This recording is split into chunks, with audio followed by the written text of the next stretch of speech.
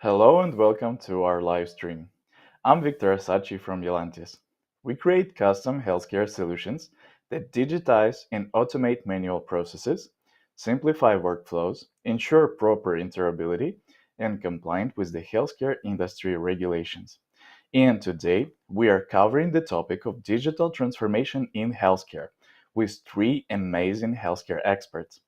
Edward Marx, CEO at Marx Advisory, Simon Jones, Principal at Ironwood Health, and Mark Boudreau, COO at Healthfully.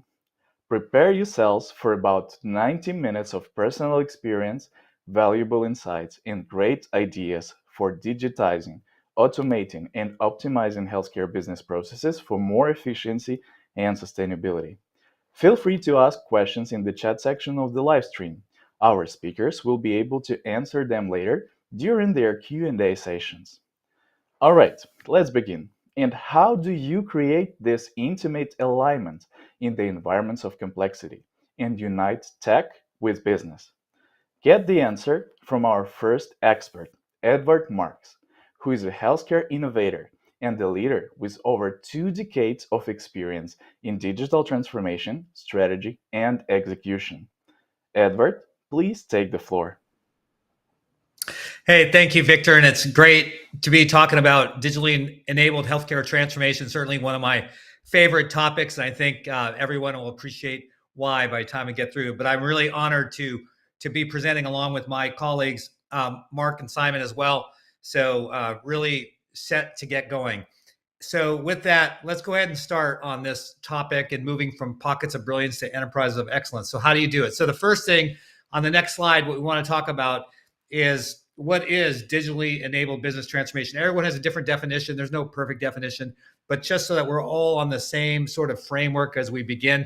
For me, it's really about three things. One is the business processes, right? It's less about the tech, which we'll get to, but it's really about the business processes and ultimately the customer experience. So in this case, for us, patients and their families, as well as clinicians who are taking care of patients. And then undergirding a lot of that is the whole science, with data and analytics and the ability to make smart decisions. And I won't give you the buzzwords because others will do that. But I think we're all pretty smart on all the different buzzwords that we use in our industry. But when I think about business transformation, digitally enabled, it's really about business processes, it's about experience, and then the leveraging of data analytics that we get from that. So I call it survival of the digitalist. All right, so let's move on how you get that. So on the next slide, my first caveat, maybe my one and only caveat, is in the country of Honduras, which sits in Central America. It's in a precarious location geographically because it's susceptible to really dangerous weather, hurricanes specifically. And as a result, for many, many decades, it has just hurt the country in terms of its ability to move forward economically because of the hazards that these weather situations cause for the country. And so in particular, there was a Choluteca River. So there's a great river that runs through the country, and it's really important that commerce is able to transverse that river. And so it was always getting destroyed. Anything they tried to pull across the river, what bridges they made, were getting destroyed and keeping east to west flowing and hurting the country economically. And so all the great planners got together with great designers and architects out of Japan who are used to making structures to withstand the elements. And they built this beautiful bridge called the Choluteca Bridge. And it's beautiful, so beautiful that they would advertise the bridge as part of their trying to attract visitors to their country. So in 1998, Hurricane Mitch came through, and on the next slide, you'll see the results. So what happened was the bridge withstood the result of the hurricane on that next slide, but the river moved. And so the real important thing here is that while it's great to be thinking strategically, and I'm a big believer in strategy, we have to be agile. So when it comes to digital transformation, you have to be agile. So you can see the bridge withstood, but the river got moved in the process of the storm. So if we're agile, we can move that bridge with wherever the river is going, right? Because it changes. There's a new technology that pops up every couple of years. That's an absolute game changer. So as we think about business enabled, digitally enabled healthcare transformation, make sure you keep agile in mind of everything we're about to talk about. All right, so now we're going to go on the next slide. We're going to start in. It's really 2 slides of content here. and there's going to be 6 things that enable business transformation, and none of them are technical. Okay, so you need the technical, and other speakers are going to cover some of the technical aspects of that. But I'm telling you, if you want to succeed, you could have the best technology in the world, but if you're not agile and you don't incorporate these 6 things that I'm going to talk about, you will fail. And the beautiful thing about the 6 things that I'm going to speak about is they're all free. Oftentimes people say, well, I can't do that because I don't have a budget. I get it. Budgets are super helpful.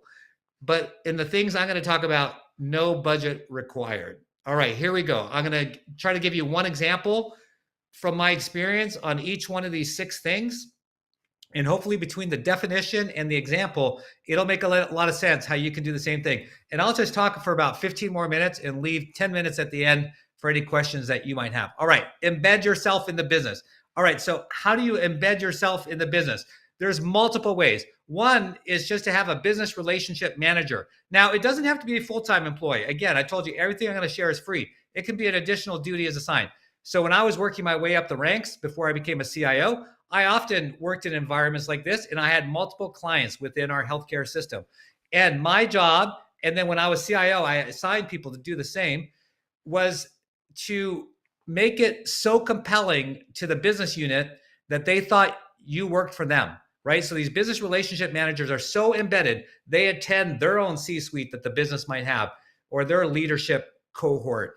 They act and talk just like any member, so that if someone came through a third party and looked at a team meeting, they wouldn't know that one person was actually from IT in a different division. So they're so embedded. It's so critical that you do this, because that's the only way to gain the trust, understand the business, and then you bring that back to IT, so IT can make sure that we have great digital transformation because we know the client intimately. So this is a deep, deep connection of embedding in the business.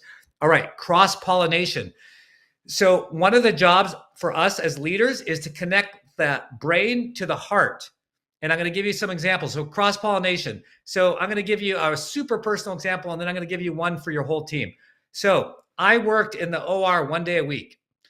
So I worked a full shift. That's embedding in the business and cross-pollination. So I knew when I spoke to my clients, which were mostly clinicians and administration, I not only knew my job as the CIO, but I knew their jobs as well. Why? Because I worked in their environment 1 day a week. Yep, I did it 5 a.m. to 1 p.m. So I did it in addition to my regular job, and I served as an anesthesia tech.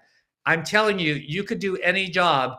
It's not going to be a super technical job, a clinically technical job, but you can volunteer for anything and work 1 shift a week. It'll be a game changer for your leadership stature in your organization. Now, if that's just too much, the other thing you can do, and I did this also, was volunteer weekly. So you want to really learn the business, volunteer. And so I was a patient volunteer up on the chemo floor. So we had outpatient chemo, and my mom had outpatient chemo. So I knew that, man, I would never want my mom to be alone. And there's patients that show up alone. And so I got to hang out with them 1 hour a week during my lunchtime on Thursdays. So this is another easy thing to do. But here's the best one for all of the team. So every person, including administrative assistants, and so in some cases I had 1,500 employees, everyone spent 1 day a year with a clinician. Now, 1 day a year may not sound like much, but when you multiply that by all the years you do such programs, it's a lot. So in any cases, it's typically like I've been places for 8 years at a time. So that meant that person had that experience 8 times. So 8 full days. My only requirement, and they could pick everything. And the administration loves this. Are you kidding me? To say, hey, I care about you so much that I'm going to not work 1 day so I can just experience what you experience as a nurse, what you experience as a med tech, what you experience as a lab tech, or what you experience as a doctor. And then, so the whole health system will open up to you. I've done this in multiple health systems.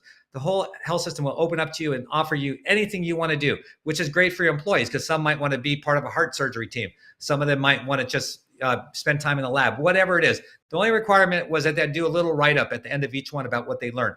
And I'll give you one example how profound this is. So I had one person say, Mr. Marx, when you came up with this idea, I thought it was the dumbest thing ever. I've got a big backlog of things I need to do for my clients. And I was like, oh my gosh, really? We have to do this? He goes, I've been working here for 25 years and I never knew we had patients. Now, of course, he knew we had patients. He knew here that he worked for a health system. We took care of patients, but he didn't know here in the heart.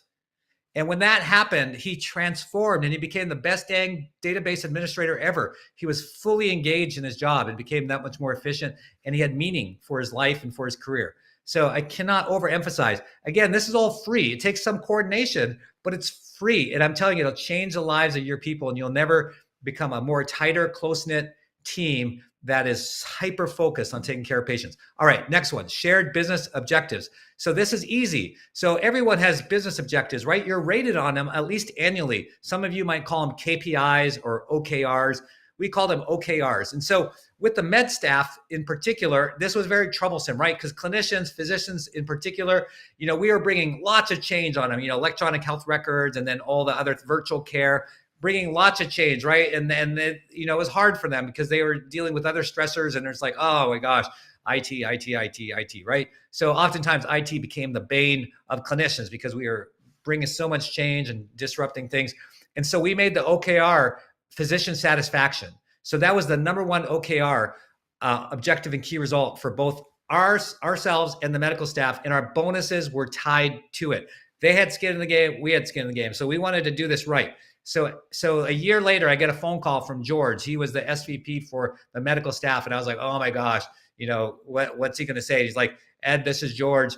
And I want you to know, we just got the survey results. I took a deep breath because I was like, oh my gosh, we're not going to score favorably. It's going to hurt morale. It's going to hurt bonuses, all those sort of things. He goes, IT was rated number one across all services in the health system, number one. And it's only because we had the shared OKRs, which then drove our performances. So again, I just covered 3 things you can do that are free, that are meaningful, that'll be game changers for you to do digital transformation in healthcare. So I got 3 more on the next slide, 3 more techniques for you. One is enhancing relationships. So this is super easy also. There's the easy things, like I would do walk with Ed. So, our clinicians, our customers, oftentimes they can't meet during the day. They've got to see patients and round at 7. So I would round with them. Or I would say I had this walk with Ed program that started at 6 or 6:30 a.m. on certain mornings. We had a lot of hallways because we were located in a cold part of the country. And so, especially during the wintertime, you never want to go outside, but you could walk for miles and miles. And this was like, hey, let's get our steps in and just chat. And then I also did wine, and it meant both wine and wine, if you know what I'm saying. So after hours, there was a hotel that was attached to our facilities. And so it was easy. There was a common place there. There was a bar there. There was a restaurant. And so every certain night, every Wednesday night is like, hey, from 5 to 7, I'm just going to hang out there. And if you want to wine with wine, I'm there. And so it's easy. But here's the best thing you can do. Again, it's all free. Is we never had an IT leadership meeting in IT. All right. So have all of your meetings outside of IT. And where do you have them? In your hospitals, in your divisions that you support, in your clinical divisions. And so that's what we did. We met every week as an IT leadership team, and we would rotate around to our various hospitals. And then we'd rotate to our various divisions, our clinical divisions, as well as our corporate divisions like HR and finance. Imagine if you did that every week. It makes a huge difference, because then we bring in that C-suite or the leadership team from that cohort that we're meeting with, and we have a dialogue. How are things going? How can we do better? We tour their facility. It is so meaningful, and for both parties. So again, another thing that's free. I could give you so many examples, but for sake of time, I'm going to move on. All right, scaling leadership. So a lot of the things I'm talking about, if you do it all yourself, which you can, and I have, it's not the best way. You need to scale yourself so that you don't burn out and you're more effective, right? If there's what's more effective, 1 of you or 5 of you? So I go with the 5 of you. So how do you scale leadership? It's really easy. And what I'm going to tell you here has spawned 21 CIOs in healthcare. I think that's the number. There's 21 healthcare CIOs today that used to report to me. And it's because I did simple things like what I'm about to show you. We call it Business Technology Leadership Academy. So for a year, we selected, I had 6 direct reports. So our cohort was 7 people because we wanted a 1-to-1 match. So we had 7 people that we recruited in, and this was so popular. It was a competitive process to get into this program. And now imagine, again, you say 7 people, big deal. Well, you do this times 8 years. That's 50 some people. So this really scales quite beautifully. So then what we would do is they would come into the cohort and they'd spend an hour and a half with us per month. And we would teach something super relevant on leadership, on culture, on business and clinical transformation. And then they would also pair up with someone. They'd have an hour and a half mentoring meeting every month. At the end of the year, towards the end of the year, they would meet up as a team, and we'd give them a real business problem we were dealing with, and they'd have to solve for it and present it. And sometimes we actually used their solution to solve something we couldn't solve ourselves. It's things like that. When you build into people, when you help them reach next level, they take your team, your organization next level. And then suddenly it's no longer just me and my 6 direct reports that are leading IT. I've got 50 other people at all levels. Some of these people were analysts working their way up. Some were managers working their way up, directors working their way up, VPs. You can see how this permeates the entire organization. And it's free. All right, last one, strategy and governance. All right, obviously we all know about aligning our strategy with the business, be agile per the Choloteca bridge. But here's this thing on governance. People still struggle with this. It's funny, when I first got into IT, everyone talked about governance. What are they all talking about today? Governance. It's like mind-blowing that we haven't figured this out. But I think I figured it out, at least getting us a lot closer to nirvana.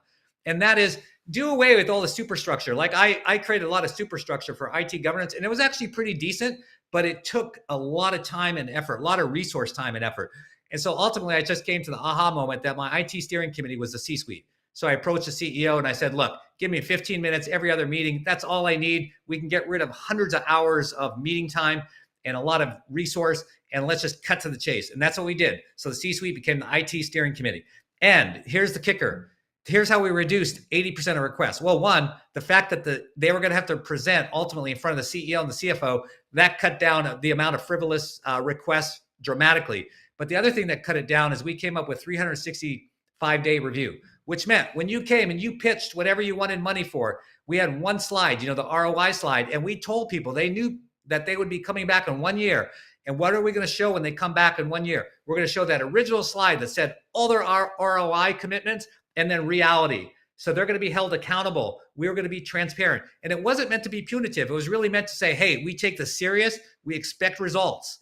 And as a result, we only got 20% of the flow for ideas to come in. And of those 20% that got funded, almost all of them achieved their ROI. So it's beautiful. All right. So why do we want to do all this? And just doing a time check. Yeah, I'm coming down the last 2 minutes and we're going to do questions and answers. Why did we do all this? I want to tell you, I want to finish with a quick story. So on the next slide, the story begins. So I've been very fortunate to be part of Team USA. So I do this thing called triathlon and duathlon. And so I've been doing it since 2013. So it's my 10th year, heading into my 11th year now. And so 1 year was 2018. I was in a certain part of the United States, far away from my home state where the national championships were. So every year to make Team USA, in order to go to the world championships, you have to qualify. And so in 2018, I was in a race in South Carolina. So now my home at the time was in Ohio. So I was far away in South Carolina. And during that race, during the last 2 miles of the run, I felt this heaviness on my chest. And I was like, well, I can't be having a heart attack because everyone tells me I'm super healthy. I go to all these doctor visits. They did calcium scans. They look at my heart. They're like, Ed, you're top 1% for people in your age group, for men in your age group. You've got nothing to worry about. You're as healthy as can be. And sure enough, I was super, super fit. And so it can't be a heart attack. But then I reasoned, wait a second, all signs are this is a heart attack, although I should be dead. But if I stopped, I was thinking about door to balloon time. So for those of you who have some clinical background on this, door to balloon time is like if your heart muscle is without blood for over an hour, you're going to have heart damage, right? So when people have heart attacks and they never fully recover, it's because they have heart damage. So I knew door to balloon time, I had to get my heart fixed within an hour. So I thought if I stop, by the time they reach us in a race, because races, they stop, all the traffic is blocked with fencing and all that kind of stuff. I thought it'll take them forever. But I knew at the end was the medical tent with the ambulance. And so I was looking at my time and I was about doing 6.5 minute miles now. I slowed down a little bit because of the heart attack. And I was like, all right, I'll get there in 13 minutes. So that's what I did. So on the next slide kind of shows the run, and then you can advance past, you can go, oh yeah, those are some of the some of the tools. You can go past that. It kind of show the run past the finish line, raising my hand on the finish line on the next slide. And then ultimately I ended up in an ambulance, and the ambulance took me to the hospital, and the hospital was waiting for me because they knew I was coming, and they already had all of my data because of that little EKG capability. You see that little card-sized tool there. That's an EKG reader that hooks up to your iPhone. So within the time I was in the ambulance, they had all this data. And when I arrived at the hospital, so you can advance a couple slides, it'll probably take you to me in a hospital bed. So by the time I got there, they said, Ed, there's good news. We're sorry. The bad news is, we're sorry this happened. But the good news is I'm online now with the world famous cardiologist from Cleveland Clinic, which was where my hospital was in Ohio. And we already have a plan. This is a no-brainer. This is going to be super easy. You're going to be out of here in no time. And sure enough, we did the surgery or the cath, and it went beautifully. And then the next thing, I was like, I made the team. So I made it in. Even though I slowed down, I got the last spot on the team. So I told my doctor, look, I want to, in 90 days, is the World Championships in Odense, Denmark. And I want to make it. And they kind of laughed. They're like, Ed, that's impossible. But because of the technologies you see there, they were able to adjust my meds on a daily basis. Everything was Bluetooth into my system. Yeah, you could advance now probably all the way to the end. And so what happened was after 90 days, I was healthy and fit. So if you advance the very last slide, that I finished at the World Championships in Odense, Denmark, representing Team USA 90 days later. And this is only possible because of the technology, because of the transformative, digitally enabled technology that we had. And why did we have it? Because of all those things I just went through, those 6 things that are all free. This story would not have happened, no time for the details, but without making all 6 of those things pop. And it's not just for me, although that's my why, is we want to help save people's lives, people like me, and improve the quality and care of their lives. And so that's really why we do this. That's really why I'm so passionate about sharing some of these ideas of what you can do, because it makes a difference in the lives of people. And one day it may make a difference in your life, just like it made a direct difference in my life. Hope that never happens to you. Happened to me, but glad there's people like you and I out there working with clinicians, working with the business to enable technologies such as these to ultimately save people's lives. And that's really it. That's all I have. We're a few slides behind. That's cool. It just showed the very last slide has a year later, the race was in the same location, the national championships. I had a chance to go and meet the people that helped save my life. And that was a really transformative moment as well. All right, I'm going to stop there and I'm going to turn it back over to Victor and see if there's any questions. Yeah, there's the World Championships, and there's the team that helped save my life a year prior. All right. So Victor, see if there's any questions that people might have. Yeah, well, first off, let me say how amazed I am by the personal story and the level of engagement and the level of involvement in every single process optimization, and most importantly, your desire to help people, to care about people, which is at the heart of every optimization you initiated. And I'm really amazed by the last story with your personal experience of the heart attack and how you eventually saw the results of caring about people and having caring about people in your mind from the very beginning. That's amazing. And I'm sure that the listeners are amazed as well. I can already see the questions here. And if you don't mind, I will read out some of them to you. Okay? Yeah. So let's go. Well, the first one. Thank you for a great speech, Edward. From your own experience, is there any way to predict the river move when thinking of business transformation overall? Yeah, I think one way is to really look out in the future in other industries. So healthcare generally is a couple of years behind. Some may say a little bit more than that. So if you look at other industries, like a great example is consumerism.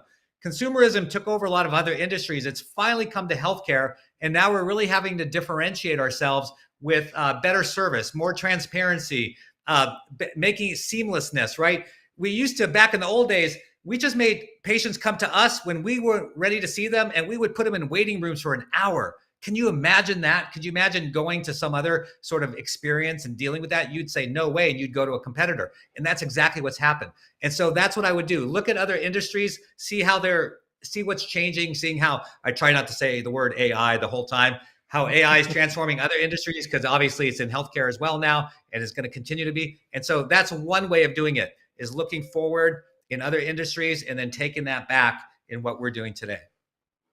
Oh, yeah, yeah. It's about reusing the experiences from other industries and domains, right? Yeah. Okay, well, thank you. We've got the next one. Amazed by how Edward is engaged in problem solving and understanding the problems from the inside. Edward, do you mean to say that such an engagement eventually paid out?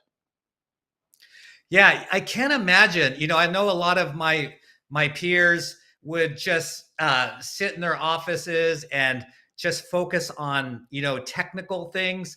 And it's important you have people like that. But as the leader of the organization, you have to be externally focused. You have to trust your team, give the team what they need for success. And then you need to be out there and making sure that you're developing those relationships, that you're constantly learning more, that you're embedded in the business, doing all the different things that I spoke about. It's a game changer. It makes a big difference. If people think about, and I'm not here to talk about my career. I'm just using it as an example. I started late in my career in healthcare IT, but I think within 5 or 6 years, I became the CIO of a multi-billion-dollar academic health center. It wasn't because I knew a lot more than anyone else with technology. It's just that I did the things that I just shared with you, and it's as simple as that. Well, yeah. Let me add also that I was really surprised by the story when you spent a whole day with some of the employees, right? Getting into their details, getting into their problems and issues, and eventually understanding that the IT was mentioned most of all. And I'm surprised how this really facilitated the solution of this problem overall in your organization. It was really nice. All right, let's move on. There is another one.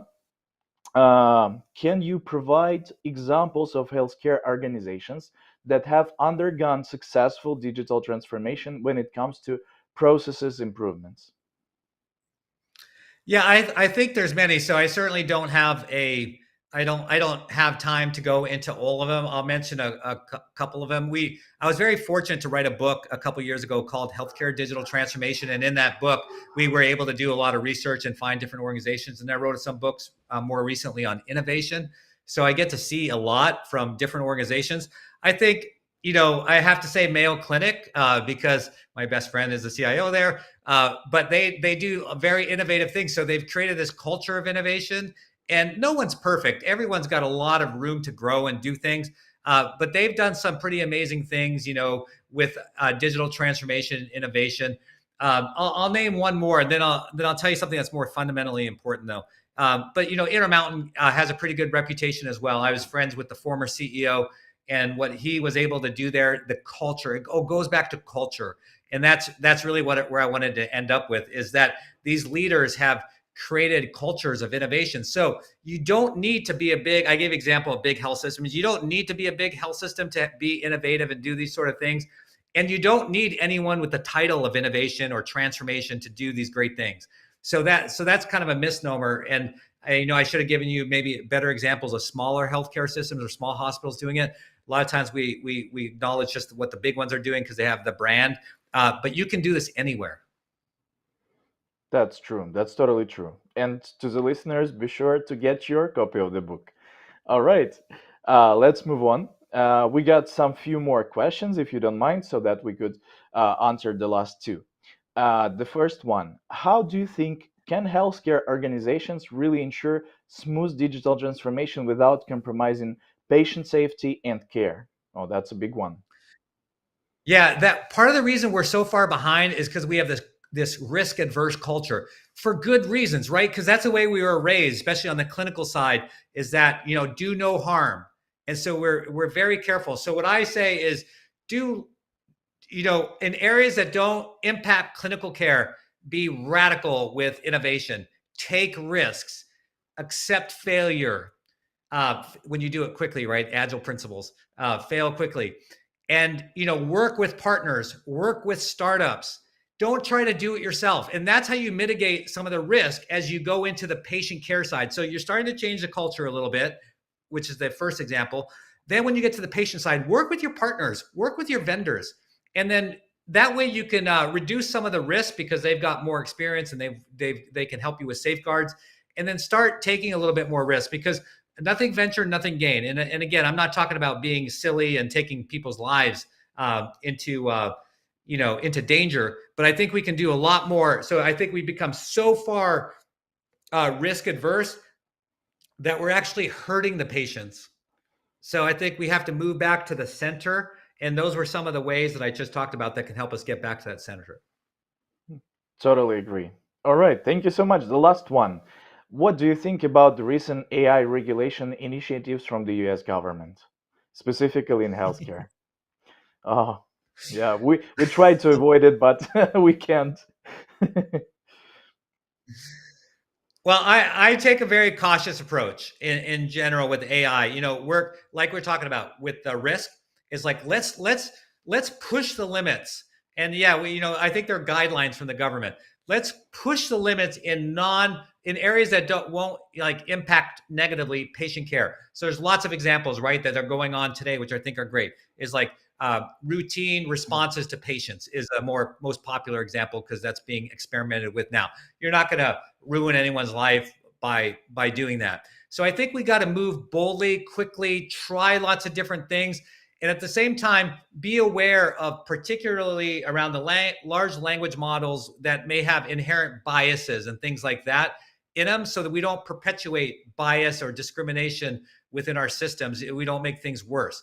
So that's my only cautionary tale is like, be very mindful of that aspect. But other than that, take the regulations for what they're worth. But I would push hard and try different things and let people experiment. I think enough people are interested on their own. You don't have to again, you don't have to create positions. You don't have to create a title. You just ask people to go do it. There's a lot of people. I mean, that's the thing. It's a whole other topic, but there's a lot of people already in your organization, in your IT shop that have their self-interest in it. Like, I want to learn this. Let them go. Give them something. Give them 10% of their time and let them riff on something and come back with some ideas. And that's how you make change happen and transformation happen. Wow, yeah, totally agree. Thank you so much again for sharing your personal experience, sharing those amazing stories of caring about people and transforming businesses for the healthcare. Thank you so much also for answering the questions. We will now be able to move on, I guess, to our next speaker. Thank you so much again, Edward. And let's continue. Well, our second expert speaker says that the build versus buy approach in software development is overly simplistic. It often creates a false perception of the road ahead. Only build if you have to, and you have to. So choose what you need to build. Hi, Simon. Hope you're already here. Please take the floor. Yep. Hi. Thanks, Victor. And it was really great. I just wanted to thank Edward for saying give people 10% of their time to do something new, because I think that's a tremendous way to get a team both invigorated around their current work and moving into some change. So I just love that. I love that comment. So that was a great takeaway for me. So what I want to talk about today is I'll just briefly introduce myself, and then I'll talk a little bit about this kind of build versus buy decision. And we've been having this build versus buy discussion. I think everybody has it in every organization, and boards want to hear, well, why would you build? Why would you buy? Those kinds of things. And we talk about it so much that I think it has become overly simplistic. And I'll go through why that is and talk a bit about when you would buy, when you would build, and what it really means to do both. So a bit about me and my firm is, so I'm with a firm called Ironwood Health. I'm a principal at Ironwood Health. We are a group of folks who has been there and done that. All of us have C-suite experience in our backgrounds. I've been a CIO. I've been a chief product officer. I've been a VP of health information technology for a very large health plan. I've implemented the websites and e-business for another very large health plan. So have been through this this discussion more than a few times with more than a few executives, more than a few clients. So wanted to jump in and talk about where we are. And I will start with this. So as a CIO, and I'm going to kind of take the CIO hat on this one, is a lot of times it starts one of two ways. One of them is, the business leader comes to you and says, so I was at a conference, and as a CIO, your immediate kind of want to put your head in your hands and go, oh no. we were at a conference, we saw this great new software. The vendor said it's going to fix all our problems with XYZ. And it's really easy to turn on, and it barely needs IT. And those of you who are in the technology world, or the CIOs sitting on this call, you've heard this more than once. And your response, I think, is, oh, really? And then conversely, we often hear, so we have this idea for some software that will fix our problems with everything in the world, anything in the world. And we think we should build it because, and there's a ton of different reasons people will come up with to build stuff. And some of them are very valid, some of them are not so valid. But this is a place that it often starts. And really, I tend to, in both of those scenarios, think, oh boy. And it starts as a somewhat innocent, somewhat seemingly simplistic beginning. And really, this build versus buy, it's not that simple, and it's overly simplistic. And what Victor said was, it creates a false perception of the road ahead. And the reason it creates a false perception of the road ahead is because nothing happens in isolation. Even something as seemingly simplistic as somebody saying, I want a Smartsheets account to do project management. If you are the CIO, CISO, then you think, well, yeah, but what about somebody putting corporate confidential information into that Smartsheet about when we're going to launch a project? Do I want that just out there on somebody's desktop that they're billing to their corporate credit card? So even something that may seemingly be as simplistic as that, or as innocuous as that, can become very, very complex very quickly. So what are the considerations we are thinking about when we think about build versus buy, and where do we want to get to, which is generating the most enterprise value we can for the company? So we're looking first at the ecosystem and the environment. So what is your own internal ecosystem in your company? Because what you're doing needs to fit within what you have today, or with what you're building, ideally both. And then what is the overall environment? Because you're not standalone. You are looking at, how does your company fit within the larger environment? So when we start thinking about, putting something in, there's a knock-on effect to getting data in and out of the company, in and out of other systems. So there's that is a clear consideration. The roadmap to a successful implementation. People often minimize this and think, well, and I don't know how many people are on the call, and if I could see you all, I would sure, when I say this, I'd see a lot of heads nodding, which is, oh, it's only going to take us 6 months to turn this on. No. There's a lot of work that goes into either a build or a buy here, and there's a lot of remarkably similar work. So we'll talk about that a little bit. And then another key consideration is, what are your internal capabilities and commitment? Because they're very different to commit to buying something and using it versus building something and maintaining it. So we'll talk a bit about there. I'm going to touch upon everyone's favorite topic here, intellectual property. And then I'll talk a little bit about the cost to implement and maintain. So when we're talking about a build versus buy decision and trying to look at this holistically, it is much more complex than a lot of people would immediately think of. So just a really quick view of the healthcare ecosystem, and this is grossly simplified. So when we look at this, it's probably hard to see, but you've got your patient, you've got your provider world, you've got your payer world, you've got interfaces between all of these things happening. And then within these bubbles, you've got your interfaces between systems. You've got your interfaces with the databases. You've got your services buses that you may or may not have intelligence within them. You've got portals. You've got mobile apps. You've got stuff that people don't tend to think about, which is, you've got your HRIS systems. You've got your CRM systems. You've got your call center systems stuff. You've got your, all of that stuff that you have to figure out how this is going to fit within. That said, I generally start with a principle which says, only build if you have to, and you have to. So really choose what you need to build. And what I mean by that is, with very, very rare exceptions, maybe that Smartsheet example to use do project management, you need to build something.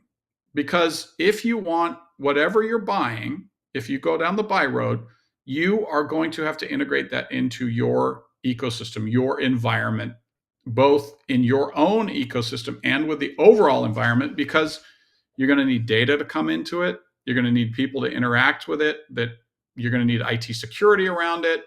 You're going to need it to connect to other systems, et cetera. And no matter what any vendor tells you out there, there is almost no plugin that works immediately out of the box to integrate something into your environment or with another system. In fact, I would challenge anybody to tell me there's a plugin that works with your overall ecosystem. And even with the plugins that say this software will work with this software with a plugin, there's usually a lot of caveats, which are, yes, if the versions are this. Yes, if you didn't make any changes to the underlying software. Yes, if you didn't change any data structures, et cetera. So when I say only build if you have to, and you have to, so you got to choose what you want to build. Really, you need to choose where are you going to put your development resources and your build resources. What do you have your capability and capacity to do there? So it becomes a very, you're putting something into a non-simple machine a lot of times. So that's a consideration with build versus buy. Another kind of consideration here is a successful roadmap to implement something. And people tend to think, well, when I'm turning software on, I'm just turning software on. Well, no.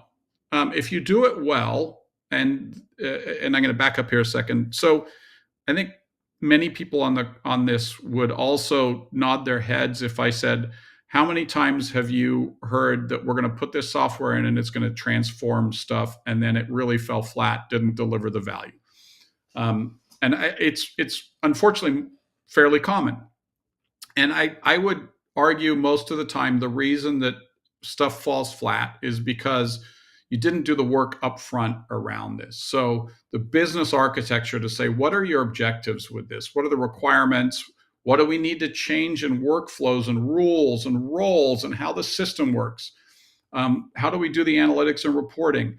I'm a huge fan of defining the MVP before the vendor lands on the ground, because if you buy something and you go to implement it, when the vendor lands, and this is not meant to be a knock on any vendors, they are going to want to get their software turned on in a way that they're familiar with as quickly as they can, because they start getting paid. That's the nature of the business, and that's also human nature to do that. So they're going to want to do that. If you want the product to get turned on the way that you want it to get turned on, you need to define what you need when it's turned on. So that's really important. And that's where people in the build world, you do this naturally. You have to do it, right? You may do it well, you may not do it not as well, but you have to do this. And where I think that people kind of miss sometimes is if they're in the buy world, they sometimes miss on doing this. They don't do it up front because they're like, well, we're going to buy the software. The vendor knows how to do it. They'll help us kind of figure this all out. I would argue that this is one of, if not the most important things that you can do. And you'll see from where I put my Harvey balls on how important it is or how much you need to do, the importance I put on this in both the build and the buy world. So, you get a few breaks when you're doing the buy because a vendor has a package of software. You can only do so much with requirements, only do so much with workflow and kind of analytics and those things. The technical architecture, this is where it diverges a bit more, because the buy has a more defined technical architecture. The build, you have to do it yourself. The place that I would suggest you need to pay a lot of attention is around the data architectures, no matter what. And then obviously the integrations are huge here. Systems architecture, complete divergence. But then again, you come back to, so there's technical architecture, technical kind of build pieces are different. But when you look at the implementation and you look at things like project management, change management, leadership, all of those things are equally important in a build and a buy. So there's not this, this is where some of that, when I say that it creates a false perception of the road ahead with the buy of a software is, yes, you can do it quick and maybe not as well if you don't do all this stuff. But if you want it really implemented well and done well, you're going to do these things, which are a lot of the build discipline as well. So those are some things to consider as you go through this, your decisioning process. Oh, I'm going to buy, but you said buy, and then you're saying you still need to build. And I think I touched upon this a little bit, but you're inserting into the ecosystem. So you've got integrations, data migrations, movement and governance, infrastructure, network connectivity, authentication, Active Directory, and then everyone's favorite, IT security, which you've got to pay attention to. So this is why I say you still have to build. So you're going to be building no matter what. So choose what you're going to build. So these are the components within that. So then you say, okay, well, so Simon, if you say I got to do all this stuff anyway, why not just build? And here's where I think the conversation gets a little more tricky. And it's because if you choose to build, you are now a software development company, whether you like it or not, and you likely have only one customer. So what does that mean? That means you have an elevated level of internal capabilities needed and commitment. And I will stress this commitment significantly because I get to work with a lot of clients across a lot of different companies, and they have internal software a lot of times. And I talk to them about the commitment because they say, well, we're thinking about maybe going and replacing this with something off the shelf that we buy. And so I say, okay, that may be the right decision for you or may not be the right decision. Let's talk about what your commitment is if you keep building this software out, because you are now a software development company that has to continue to provide releases, additional functionality support for your own folks. You have to continue to maintain currency with versions of other software in both your internal ecosystem and the overall environment. So let's just say you have a piece of software that integrates with data coming from EMRs. You are going to be continually keeping up with all the updates on all the different formats, all the different data that's coming, additional things that folks want. So this ongoing maintenance is going to be significant for you if you're going to build. So that I'm being really clear. I'm not biasing either to build or buy. I'm saying these are the considerations to make the correct decision within your organization. So these are the things you have to know. So are we going to also maintain internal teams with those skill sets? And as we heard earlier, give them the opportunity to learn and develop and grow and be able to innovate and work with other systems. Are you willing to make that commitment to do this? Because if you're not willing to make that commitment, you're going to get a product that's going to get worse and worse and worse over time, that because you haven't committed to keeping it current and expanding the use cases for your users. So that's one of the reasons you might choose, all else being equal, to buy versus build. Now, if we go, so when should I build it all?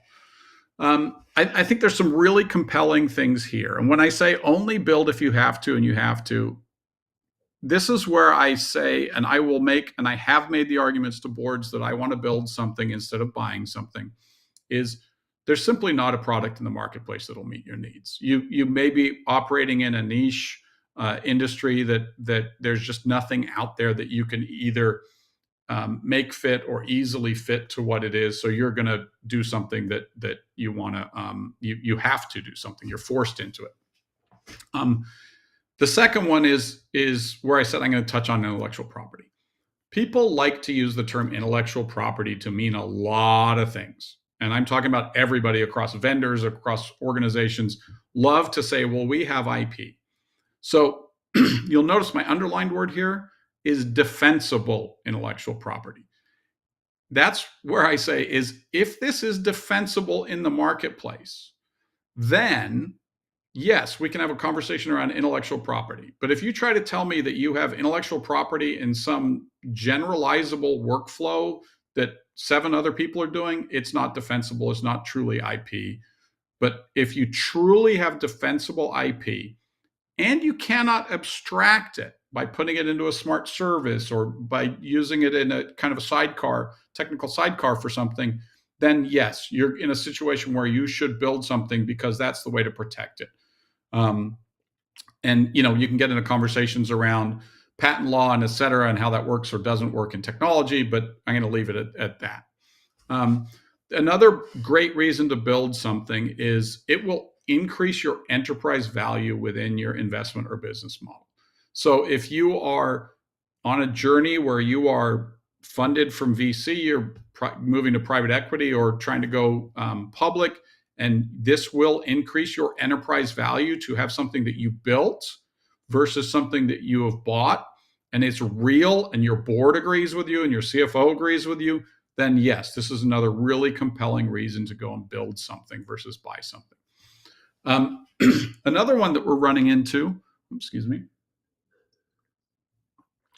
is vendor contractual terms in the space are unacceptable. I mean, there are vendors out there that have, positions in the marketplace, leading positions, stuff that feels monopolistic positions, and they have contractual terms that you just are unacceptable to you. They don't allow you to work with other vendors that too closely related to their space. The contract terms, whether they're financial or the length of term that you need, don't work for you. Their licensing model doesn't work for you. There's just going to be situations where you run into that the vendor terms are unacceptable to your organization to be able to sign. And that does happen sometimes. And in that case, then you're going to lean towards a build versus a buy. And then another one is you will offer this product to external customers. So if you're going to resell it and you will really do that, it's not a pie in the sky idea that 17 years and 2 days from now we might offer this in the marketplace. No, if you have a concrete roadmap idea that you're going to offer this product to external customers, then yes, that's another reason that I would say you should go and build it all. I have a note down here that says cost to implement and maintain is rarely cheaper to build. I've heard the argument that it's going to be cheaper to build this a lot of times. And that really, you need to work through what is the total cost of ownership in both of them, because frequently it's closer to even than people think. There are scenarios in which scale becomes important here, that you may be able to build something that for a large user base that you're going to use internally, and it's just an unacceptable contract price to buy it. There may be scenarios in which if you're small, it's just much easier to buy something than build something too. So really take a look at this, because there is not a one size fits all. It's cheaper to build something or it's cheaper to buy something. I think that was it. I hope I stayed on fairly good time, Victor, but certainly if folks have questions, I'd be happy to answer those. Well, yeah. To be honest, I'm really amazed by the final note when you said that the cost of buying and maintaining a ready-made solution is quite often about the same with the building one and maintaining one. That's an eye-opener. That's really a big insight, I guess, for most of the listeners as well, because in most cases, we consider building a solution that is customized, that is specified for our unique business processes, as something that is so cost-taking, so cost-blowing, I would say, that most prefer buying a solution, not considering the fact that strategically you will be paying so much money as well. And thank you so much. Aside of it, there's so much. Yeah. Victor, I'll go back to when I said there's all of the work that you have to do to successfully implement a purchased solution. People typically don't count that as part of the costs. So like all that upfront work to implement something successfully, all the business architecture, all of those components, when you're starting to look at the cost considerations, and software is not cheap to license, software is not cheap to buy. It's always more expensive than you think it is. So it really is situation by situation, and there's no one size fits all answer there. Totally agree. No silver bullets as usual, unfortunately, but still no silver bullets. Yeah. And we actually have questions for you already. Let me Okay. just open the chat section. Uh, can you share more examples of successful implementation of in-house solutions or all of off-the-shelf products in healthcare IT? And what were the critical success factors in each case? So I think I'll start with the critical success factors, and I'll go kind of back to how it plays out in the build versus or built, purchased or built solutions. The critical success factors to me are, what are your objectives? So before you get to requirements, whatever else, what are your objectives? What are you seeking to accomplish? And how well can you articulate those objectively? So if somebody comes and says, I want to make this better, by how much, over what period of time, those types of things, right? So I think really understanding your objectives is going to help drive you down this road. If you don't have a really concise, clear understanding of your objectives, you aren't ready to start anything, would be my argument. I think that the next thing is jumping from there to understanding what impact is this going to have both within and around your business. So when I talked about what is it going to change, so we have our objectives. What do we need to change to get to those objectives? So if you just think you can put in a different piece of technology and it's going to change everything, you are going to be disappointed 9 times out of 10. Because if you don't change the roles, you don't change the workflows, you don't change how you do your data management, you don't change your analytics and reporting, you will almost certainly be disappointed. So I would suggest that that's another really key component. So your objectives, what do you need to change to get to those objectives before you have the technology, right? This is really kind of how do you put this all together? And then to me, the other thing is that idea of the minimum viable product. So what are you going to launch with? What do you really need to make this effective? And everything else can go in the backlog. It should be prioritized in a backlog. But what do you need to make it effective? And then once you have that set up, it's implementation discipline. So it's just a disciplined implementation. I mean, that's one of the things that working with you guys at Yalantis over the last 10 years that I've loved is because that like the structure, the implementation discipline that you bring to it is really a helpful lift. Now, whether you have if you have the skills internally, if you're going to rely upon a vendor, build versus buy, that implementation discipline is critical to keep yourself on track. So those would be the big things I would say.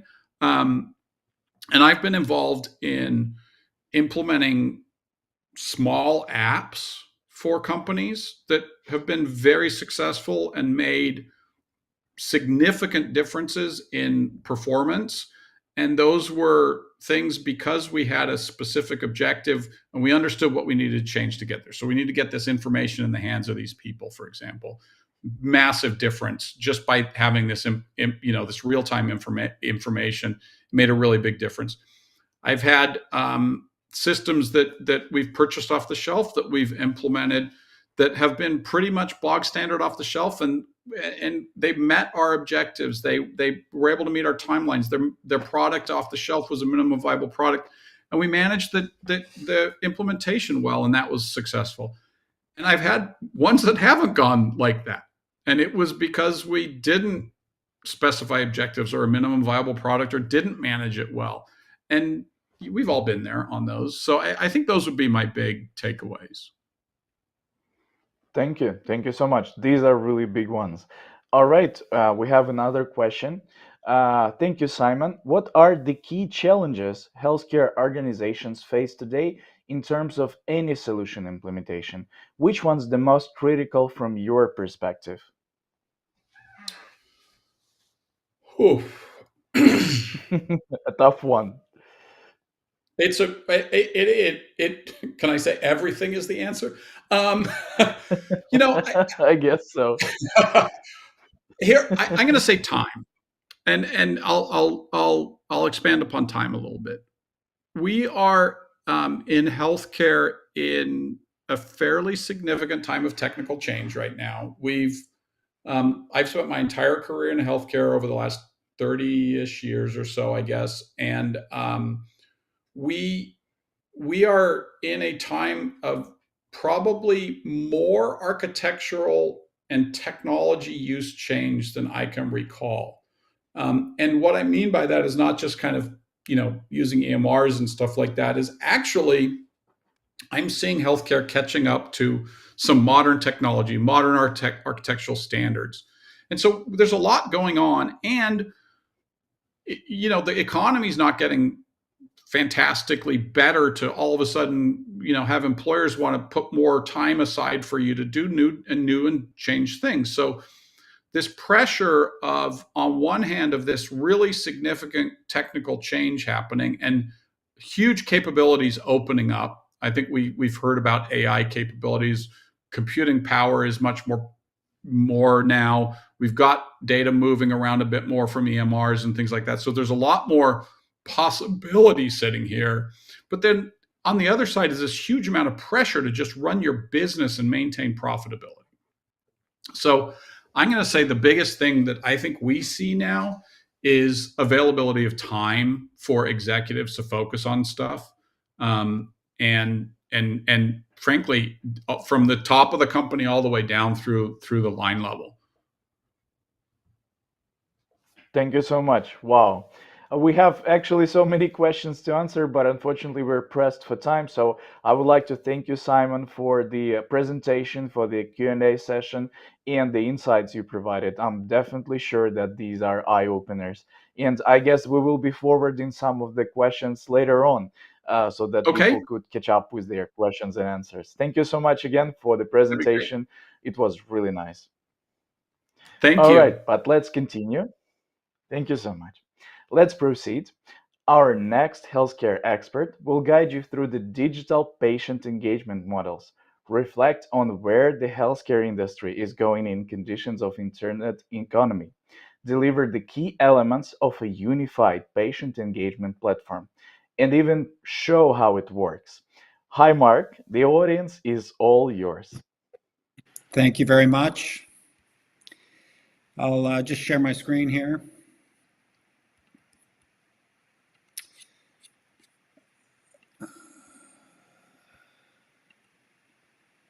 All right, I hope you guys can share my screen. Hi, my name is Mark Boudreau. I'm from Healthfully.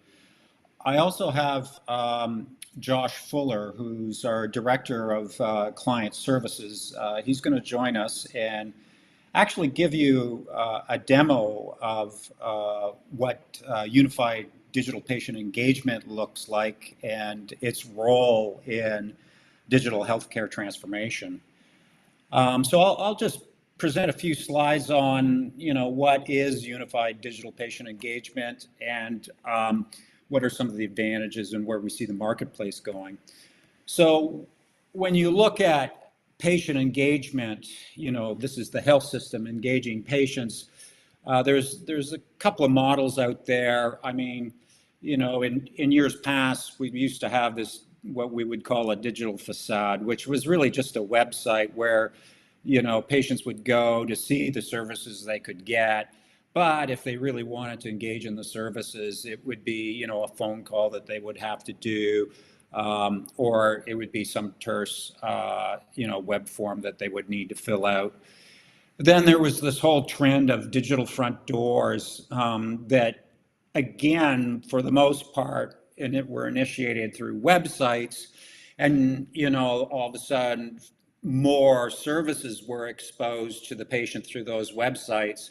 But they, for the most part, they were different links to, different EMRs, whether it was the hospital EMR or whether it was the, ambulatory services EMR for primary care, et cetera, or it was a specialty service EMR for something like behavior health, for example. All these EMRs have their own portals, and you'd have to access them through different links. And the user experience was different, and all of the patient data was stored in those links separately, and you couldn't see everything together. And then in terms of getting care, it was very limited. You could maybe schedule a visit, you could do med refills, but that was kind of the limit of digital delivery of care.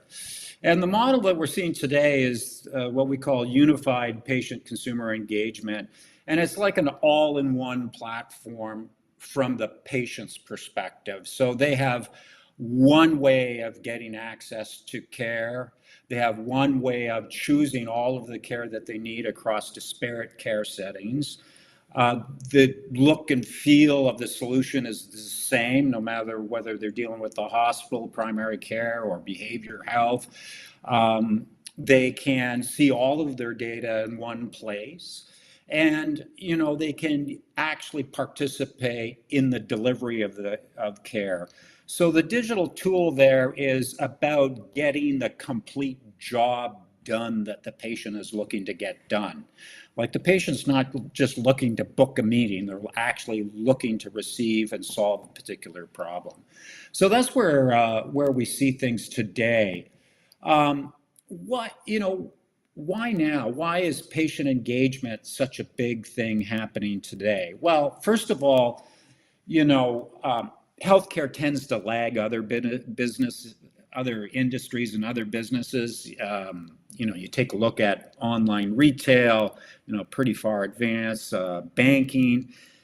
These technologies have been well adapted by consumers a while ago, but it is inevitable that healthcare will exist within the internet economy, and COVID has helped act as a catalyst to accelerate that, but it is coming. There's also a continuous line of new forms of care, and when I say that, it's ongoing care outside of the hospital. So things like value-based care, RPM, hospital in the home, or social determinants of health management. These are all forms of ongoing care that require extensive patient engagement to be successful, right? This is not something that you could do from an efficiency perspective through the phone and constantly having the patient come in for an in-person visit. This is something that definitely needs an extensive solution. And then you have the rise of online health services only. These are services that don't have any bricks and mortar, that have managed to expand nationally really quick. And the ones that come to mind are urgent care, virtual urgent care, for example. There's quite a few services that have popped up nationally. The other one since COVID that's really stuck and expanded is behavior health. Apparently both providers and patients don't want to go into an office for mental health consultation. So that experience is continuing.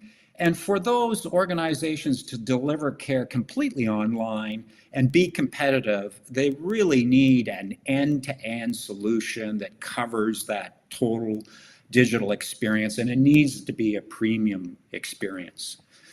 And then you have new entrants that are really setting the bar in terms of digital expectations industry-wide. So some of you may have heard just recently that Amazon Prime just announced that Prime members for $9 a month can get access to Amazon's One Medical services, which are doctors available virtually and also in clinics, but you get unlimited access to virtual care for $9 a month. That has a big impact on the industry. And then there's other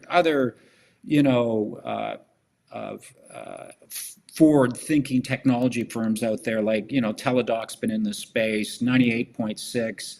is another organization that's delivering care online. Anyways, these are having, big, wide expectations in terms of what unified or all-in-one patient engagement is all about.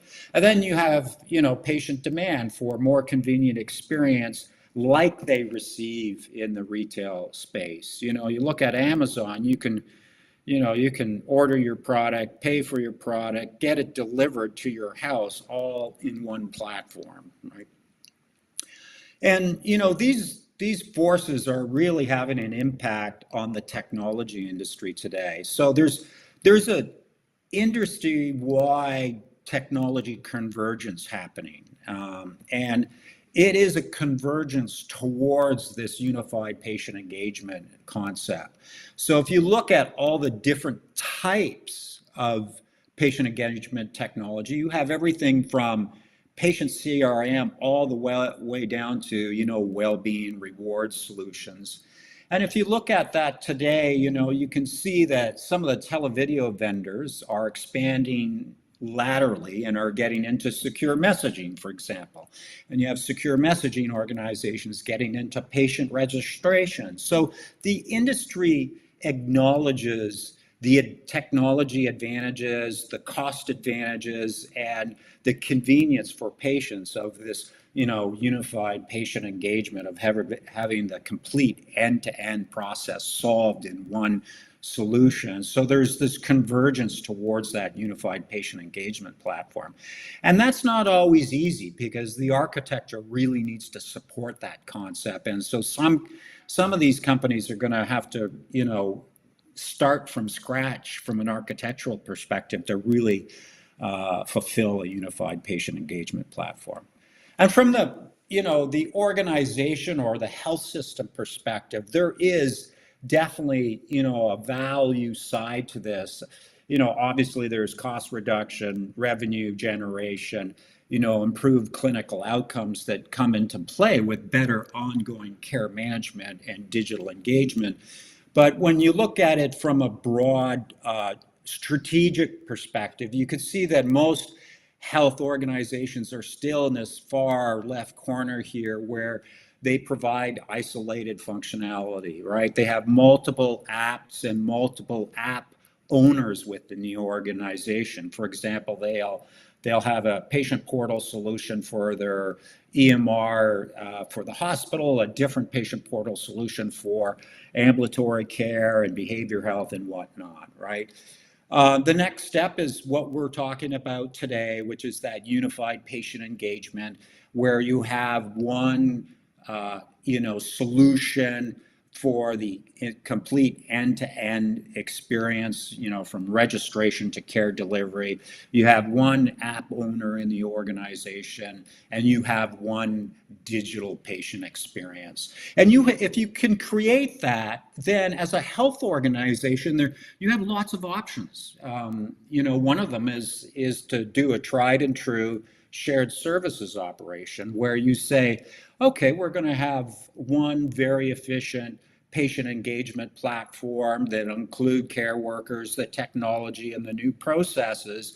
And that shared service will service all of our primary care clinics, for example, in this health system. So I'll deliver, let's say, my RPM program through one shared service, and I'll offer it for all of my billing providers that are in the primary care clinics, for example. And you can see where you can get some huge savings and some real consistency of services and brand offering for the health system. And then, of course, you can move right up to the top right-hand corner with profit centers. And, a lot of the online service organizations that we see exist there, the patient engagement and ongoing care that they offer is all part of the profit center for them. And you can see where if you get really good at delivering shared services, then the shared services within your organization becomes a profit center, and you can start getting into things that generate revenue like RPM and whatnot, hospital in the home. And if you get really good at it, not only can you provide these services for your own health organization, but you can offer it to others. When we look at the architecture for unified patient engagement from a high level perspective, you can see the end-to-end nature of this. It includes everything from self-intake registration to scheduling and appointments to payments and different forms of communication, embedded in the solution, whether it's synchronous or asynchronous. So you can have secure messaging, you can have, telehealth, you can have moderated communities. There's lots of forms of communicating and engaging the patient. And then, of course, you have, the patient has one unified patient record, right? It's all in one place. It's expanded to include patient-generated information, your RPM data, and all of the different patient portal information they may have collected. And then for health and wellness solutions, you provide the tool set to manage that ongoing engagement with the patient. So whether it's notes, prescribed orders, visit summaries, referrals, creating care plans, and coordinating community plans, it's all within that patient engagement solution. And, it's important to note here that, 80% of the patient engagement is happening with resources or clinicians that aren't physicians, right? So these are everyday care managers that are having the daily engagement with patients. So you want to make sure that they have a tool set that goes beyond what's provided in an EMR. And then, of course, you need to be able to manage the various services, whether it's chronic disease programs, various care coordination programs, concierge services, smart screens, all those tools that make up the workflow of the care that you're offering. Then, of course, the analytics and BI need to be behind that. And you need to be able to integrate, of course, with the EMR and the enterprise systems within the health solutions so that patient engagement is truly, transparent. And then in terms of the consumer channels you serve, you need to be where the customers are, right? And so generically available on the web, it should be branded so the customer knows who they're dealing with. You need, for more intense experiences and younger audiences, they're going to expect everything to be in the app store. So you need native apps that take full advantage of the devices. You need to have, kiosks for those that may not have access devices but want to access a device in a pharmacy, in a school, or at employers' locations. And then, providing medical grade devices to integrate with the platform to allow hospital in the home or RPM solutions. You need to provide the same channels for providers, and you need to be able to have third-party online services be able to connect into the system as well. So that in a nutshell is what unified patient engagement looks like, and that all-in-one solution that is all part of digital health transformation. And from there, what I'm going to do is that I'm going to pass it to Josh so you can actually see what a unified patient experience looks like.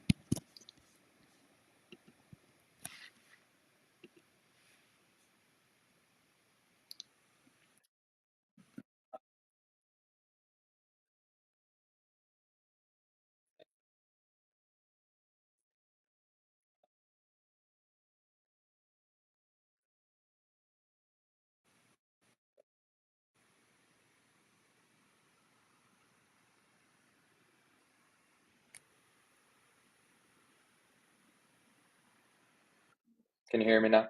Okay. Perfect.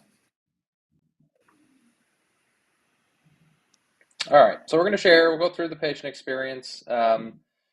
Succinctly, we'll talk about the stuff that Mark referred to. So we provide a branded experience, which is something that everybody is looking for. They're looking for their brand across the enterprise to be unified and shown out to their consumers. So you see some of our sample brands here. And we typically see people using the native offering just because it provides the most seamless experience. In the application itself, you will find a truly unified platform. So you'll see these little tiles at the top. It gives the consumer the ability to control everybody that they care for. Instead of having to sign into the portal for your account, sign out, and sign into your daughter, for example, you get one unified platform to quickly toggle between the different people that you care for. And you'll see that throughout the demonstration. In the to-do section, this home screen is really all the transactions that might occur in an enterprise. So everything from you have an upcoming appointment, here's all your forms that need to be done from start to finish. And then once the visit happens, we're prompting you for a Google review or a satisfaction survey to see how the services were that were rendered.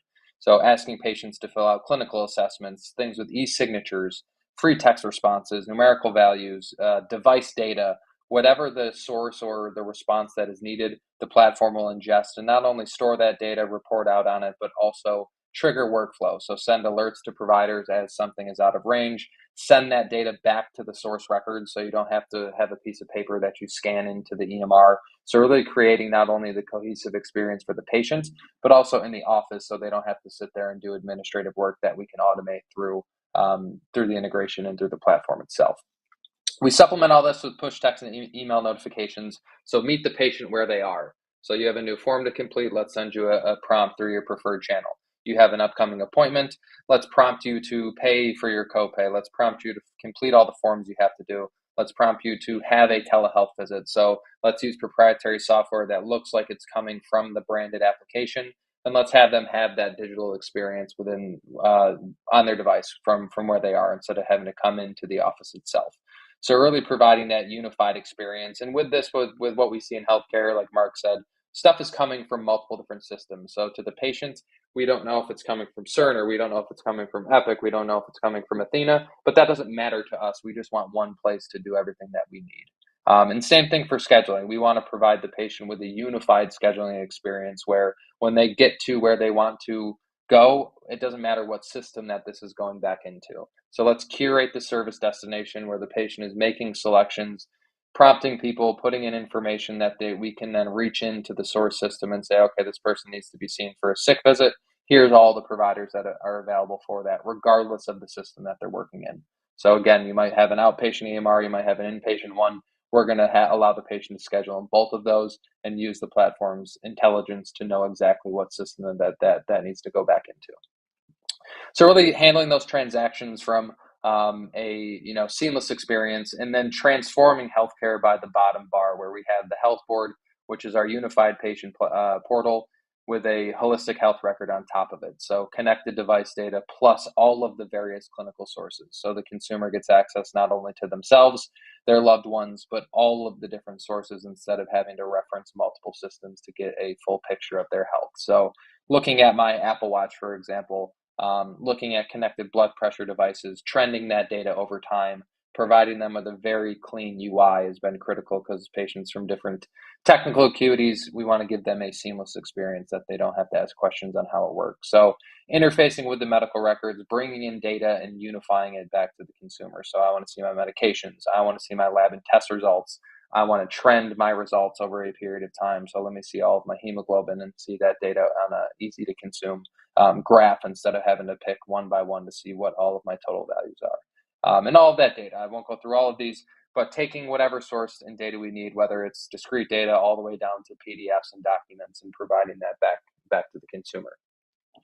So that lets them access their data, but if they need to ask questions, let's provide them with a unified messaging platform that lets them not only text with providers, but also make phone calls, also attach videos, to attach photos. So everything from asynchronous communication with the office staff and the provider, but also providing things such as wound care, calling a provider, having that run through the platform and turning that directly into a telehealth conference. So taking all the functionality people are accustomed to in the platforms that they use.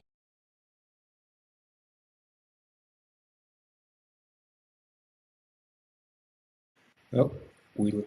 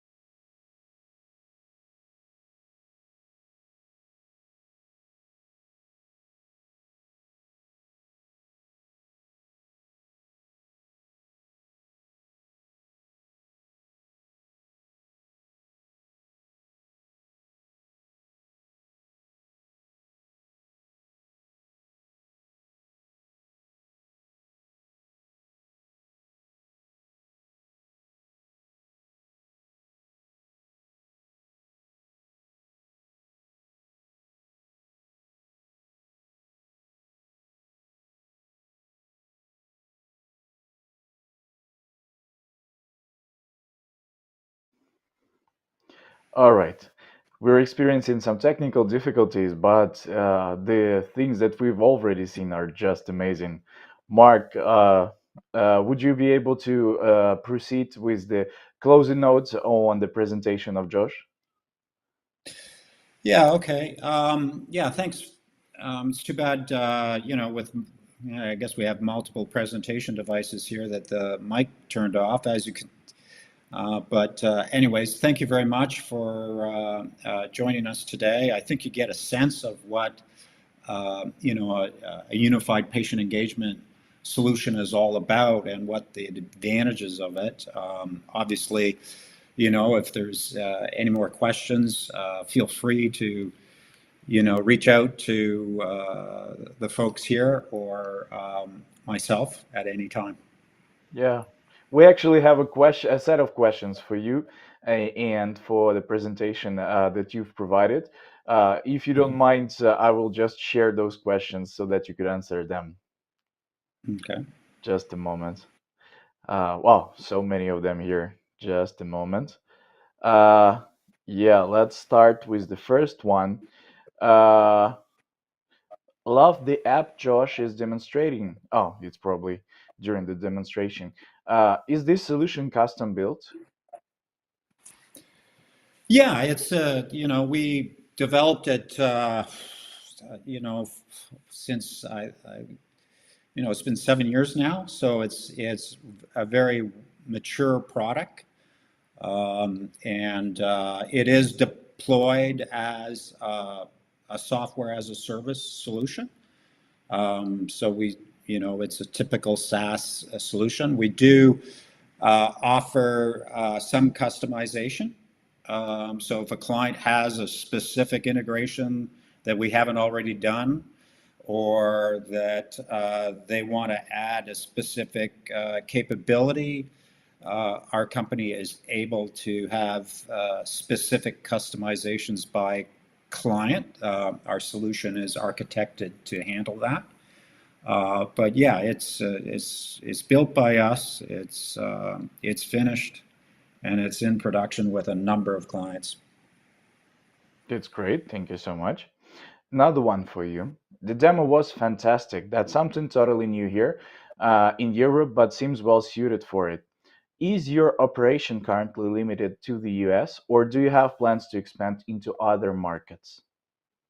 Yeah, we certainly have plans to expand in other markets. What defines, the solution is where the data is stored, right? And we have an advantage that we use AWS for actually hosting of our application on. So all of the underlying infrastructure is AWS.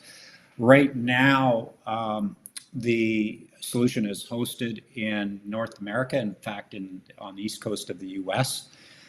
But the whole solution can be transported into other jurisdictions around the world. We would just have to create another AWS infrastructure for that region. So if we're going into Europe, we need another AWS install in Europe, and we just port the entire solution that we already have developed into that marketplace. So it's not a big deal.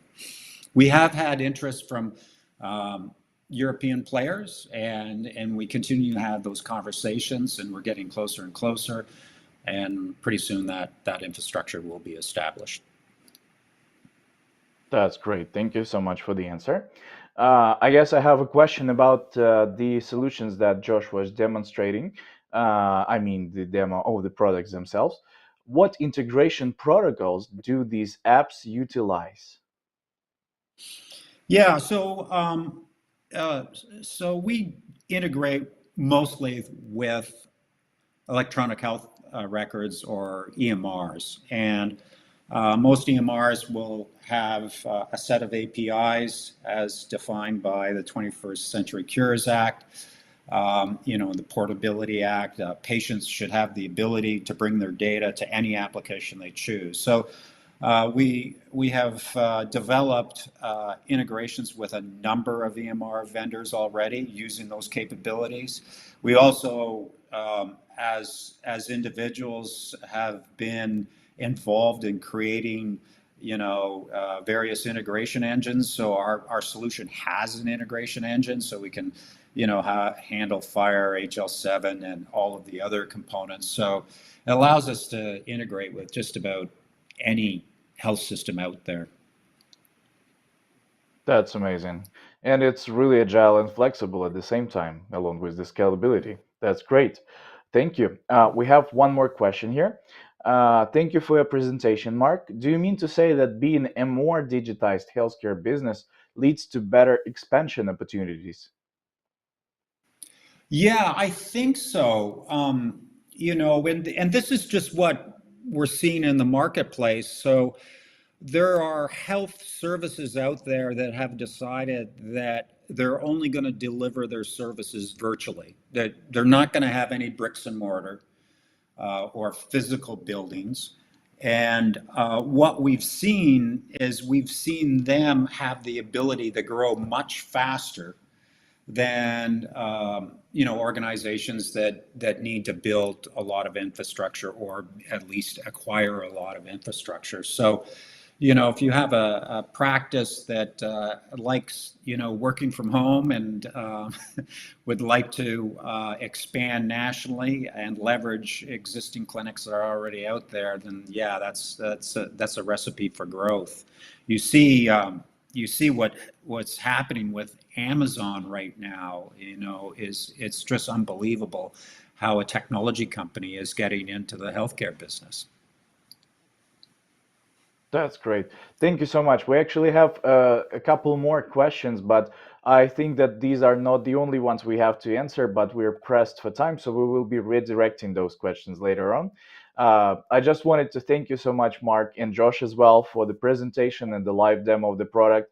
I think we've come a great way from transforming our mindsets, from getting digitized and becoming digital businesses, digital healthcare businesses, to considering options of building or implementing ready-made solutions, and finally getting to a well-suited, agile, scalable, and really flexible solution that is covering multiple endpoints and multiple channels of patient healthcare, which is amazing. I love how it ended up, and it was really, really nice one. Thank you so much for this journey that you spent with us. And I want to thank not only you and Josh, but also all of the experts who engaged today in our live stream. Thank you for the great thoughts, the personal experience in digital transformation for healthcare companies. I'm confident that listeners picked up practical tips and can weave into business plans, sparking transformation for more efficiency, for more growth, and for more opportunities. And wow, this has been like really, really an amazing experience and a truly insightful live stream. I'm sure there are many more questions to cover. And if you feel like you would like to have more questions answered, do so. You can use our email address, which is hello@yalantis.com. We will be receiving those email questions and redirecting them to our experts. Also, you can reach out to us via LinkedIn and write a message specifically to Mark, to Simon, or to Edward, or feel free to reach out to our LinkedIn channel, which is Yalantis. Also, feel free to watch our YouTube channel, which is Yalantis. And if you have any more specific questions, requests, feel free to reach out to us. We will be happy to answer.